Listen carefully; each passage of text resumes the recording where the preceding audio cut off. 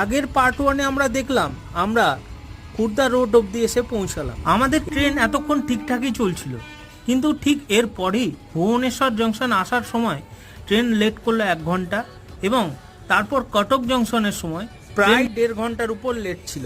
03102 summer special Puri Kolkata. এই ট্রেনটা ধরতে গেলে আপনাদেরকে হাতে 4 থেকে 5 ঘন্টা সময় নিয়ে রাখা ভালো, কারো যদি অন্য কোনো পরবর্তী ট্রেন থাকে। কারণ আমি যখন দক্ষিণেশ্বরে বালি ব্রিজ এসে পৌঁছালাম তখন ঘড়িতে সময় বাজে ভোর 4:30।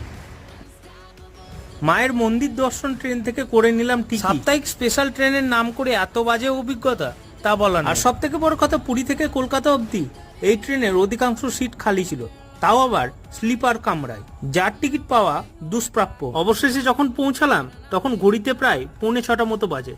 পরবর্তী ট্রেন আমার কলকাতা লালগোলা হাজারদুয়ারি এক্সপ্রেস, গন্তব্য বহরমপুর কোর্ট।